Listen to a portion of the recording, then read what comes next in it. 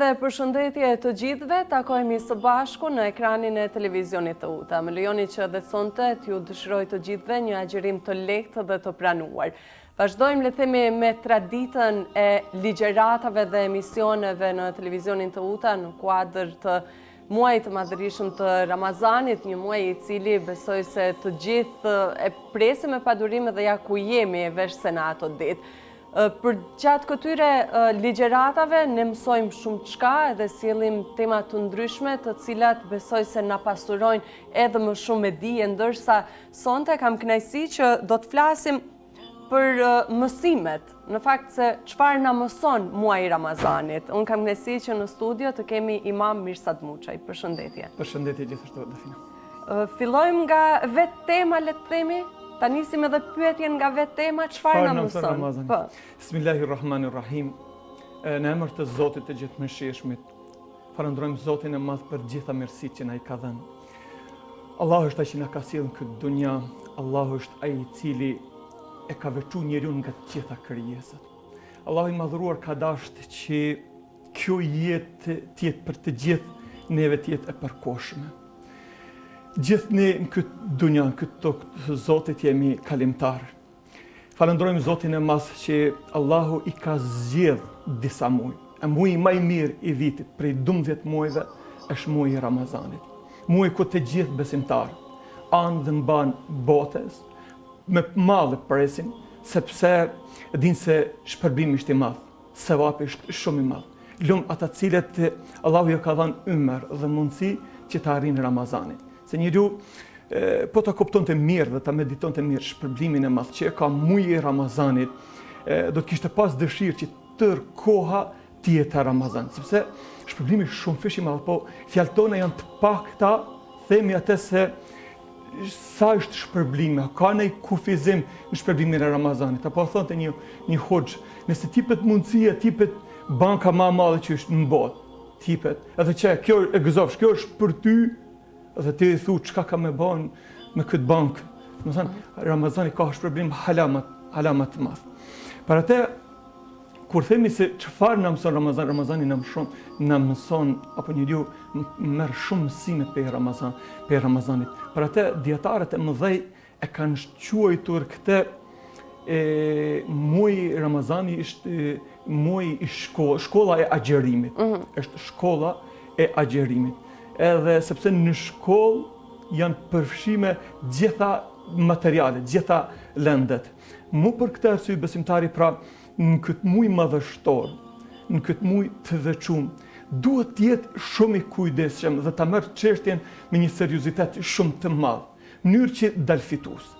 Qëllimi çdo njëri prej nesh e kemi që me u ngrit në këtë Ramazan, me u afru sa më afër Allahut Azza wa Jall. Ky është qëllimi. Dhe Allah kur na tregon, thot ju është bërë obligim muaji i Ramazanit, muaji i agjerimit, me qëllim që ne të afrohemi më afër Zotit. Se nëse robi në Ramazan nuk arrin shkallën e devotshmërisë, nuk arrin që me ndryshu, atëherë kur mendon se kemë ndryshu? Për të duhet përpiqemi dhe është muaj ku bëjnë gara besimtarët anë dhe mban botës. Inshallah Zoti i madh na mundëson që me përfitu sa më shumë. Sepse Allah thot për agjërimin e muajit Ramazanit, thot çdo punë e birit të Ademit që e punon është për të dhe shpërblehet prej 10 deri në 700 të mira. Përveç agjërimit, ai është i imi dhe unë di sa shpërblet për të. Nuk e di nësë një krijesë në tokën e Zotit, sa shpërblehet të robi për atë i cili agjeron këtë muaj madhështor. Dhe është për veprave të veçanta, për ibadeteve të veçantave që njeriu e agjeron me sinqeritetin më të madh. Në këtë, siç e thatë dhe ju, në këtë shkollë të agjerimit, që kemi shumë lëndë brenda saj, cilat do të veçonim? Vërtet që në këtë shkollë të agjerimit kemi shumë lëndë, edhe për lëndëve që unë i kisha veçu vetëm 2 për tyre. Raporti i sinqert me Allahun dhe e dyta raportet e mira me të tjere. Çka ne kuptojmë kjo raporti i sinqert me Allahun? Këtu nisemi tek një hadith i njohur, se krejt vepra që punon robi i Zotit, çfarë do punë të mirë që punon në këtë tokë të Zotit, qoftë agjerim, qoftë namaz, qoftë jep zekatin, apo ndonjë punë të mirë. Nëse nuk e plotëson kushtin e parë, që është niyeti, vepra nuk pranohet, puna nuk pranohet. Për atë shumë prej njerëzve të mëdhej që i kanë ngritë Zotin, kur kanë shkruar ndonjë libër, kur kanë bërë ndonjë punë të mirë, si në start e kanë startuar me këtë hadith madhështor, innamal a'malu binniyat. Për veprat shpërblehen krejt sipas niyeti, sipas qëllimit. Për atë, ajo që përfiton robi i Zotit, apo prej lëndëve që na mëson agjerimi, shkolla e agjerimit, është raporti i sinqert me Allahun azza wa jall. A nuk mundet njeriu, që ky është një ibadet që mundet njeriu vetmas, me ushqy veten edhe me shkel ndalesat që kërkohet gjatë kur njeriu është agjerueshëm. Mundet. Dhe para tjerë më u paraqit kinsa është agjerueshëm. Mundet kjo gjë, mund. Mirë për njeriu e agjeron muajin e Ramazanit thjesht vetëm dhe vetëm për mu afru tek Zoti, për mu ngrit tek Allahu xhelalu ala. Dhe e dyta që përfit për lëndëve të shkollës së agjerimit është raportet e mira që duhet të kemi me të tjerët. Me raportet e mira që duhet të kemi me të tjerët. Sepse nëse njeriu agjeron muajin e Ramazanit, mirë, po në anën tjetër sillet keq me krijesat e Zotit, në anën tjetër ju bën apo nuk e nin të tjerët, nuk e nin veten e sigurt nga zullumi që i bën apo padrejtësitë që njëri bën tokën e Zotit, atëherë është e kot ai agjerim.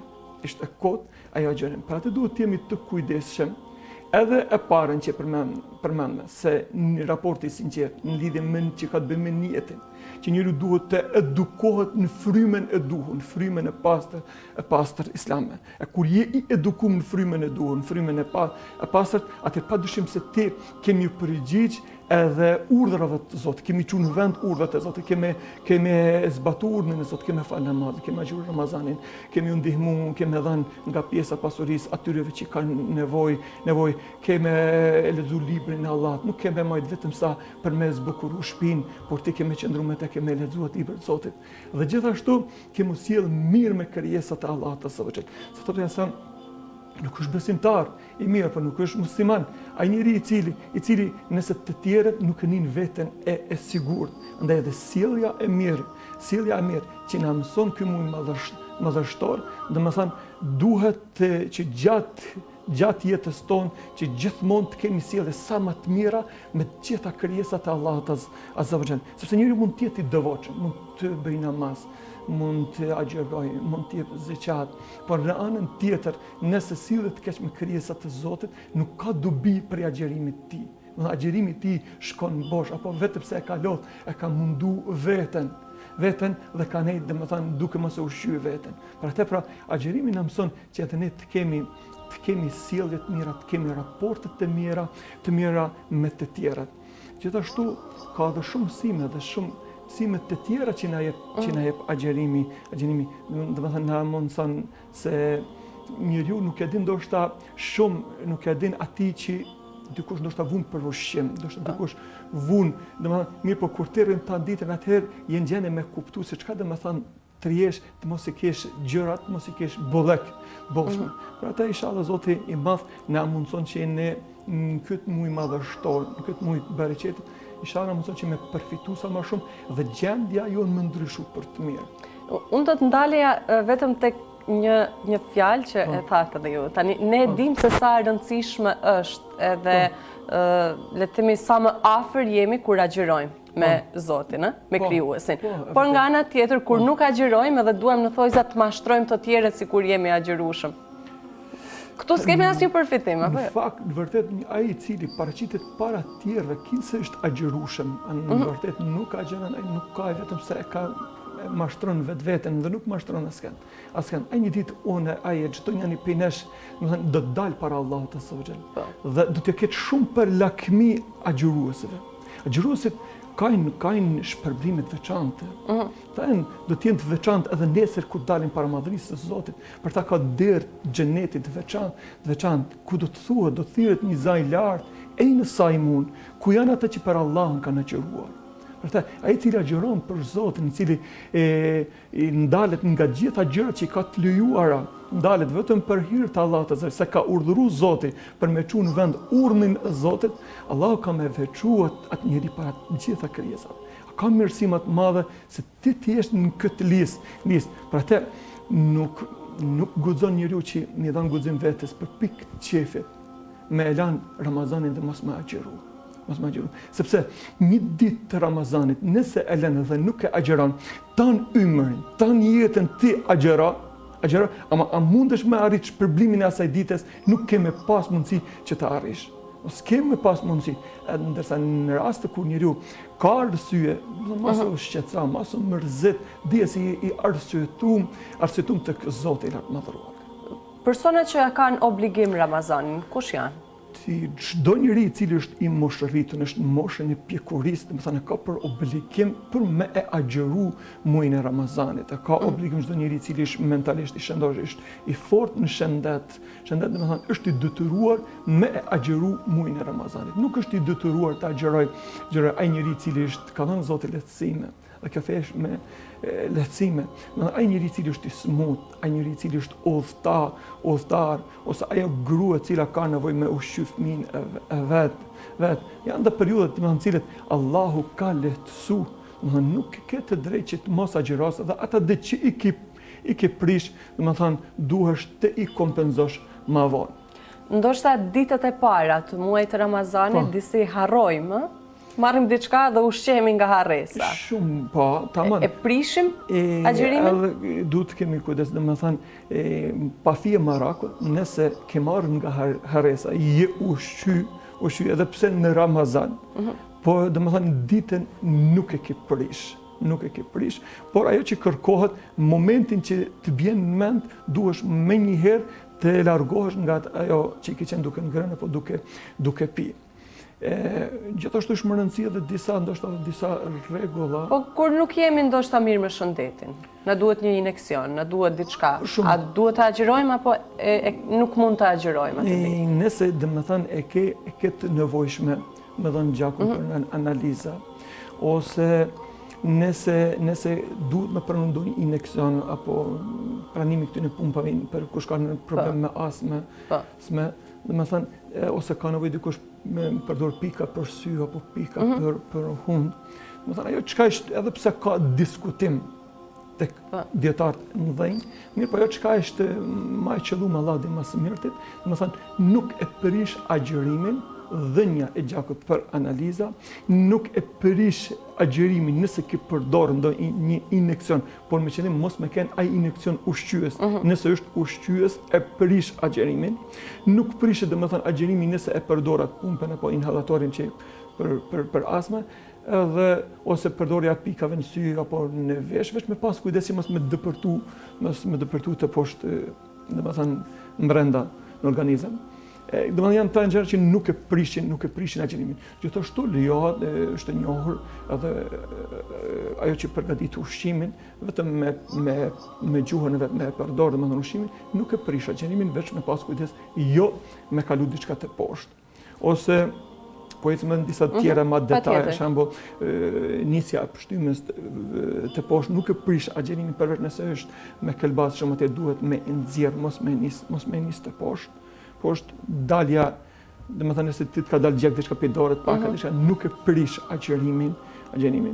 Domethënë agjerimin e prish nëse njeriu vjedhën qëllimisht, nëse nuk vjedh me dëshirën e vet, por vjedh domethënë qëllimisht duke i përdor, duke i shti gishtat brenda, domethënë dijes atëre ke prish agjerimin. Nëse ke vjedh pa dëshirën tënde, nuk e ke prish, pa marak nuk e ke prish agjerimin.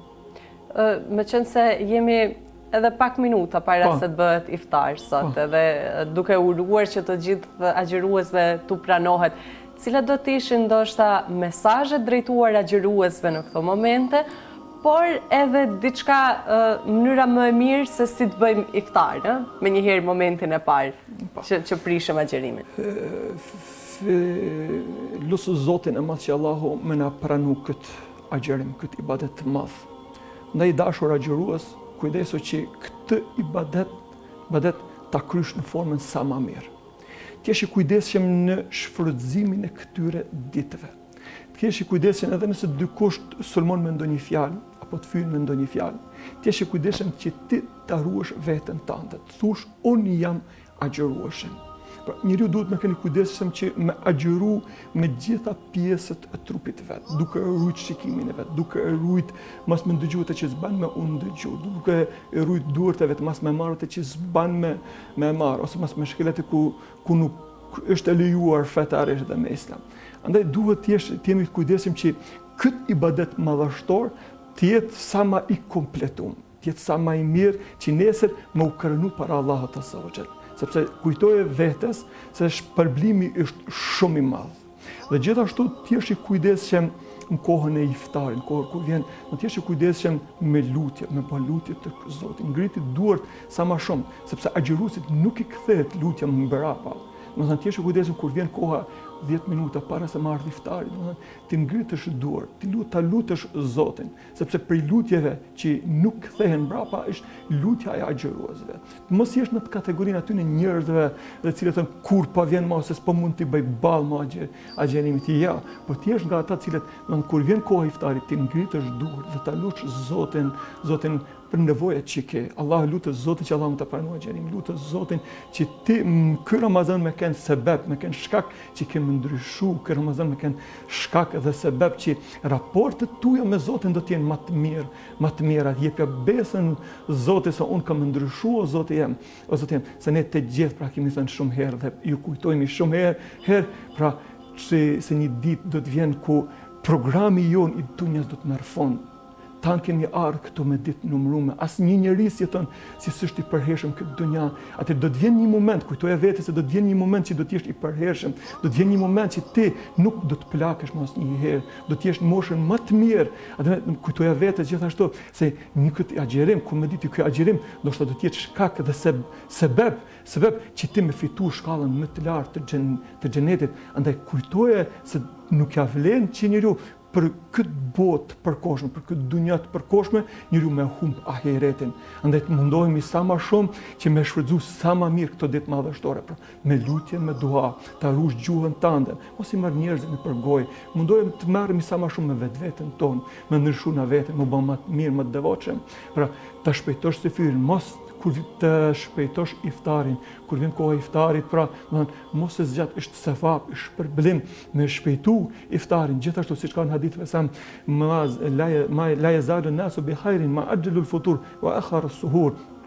Njerëzit vazhdojnë duke u dëfru, duke u kënaqur me të mirat e Zotit, derisa e shpejtojnë iftarin dhe e vonojnë syfyrin. Pra iftari është sevap, sa ma si vjen me njëherë dhe syfyri është sevap me shtyr deri në atë momentin krejt fundit, sepse është bereqeti shumë më i madh, janë të mirët shumë më të mëdha.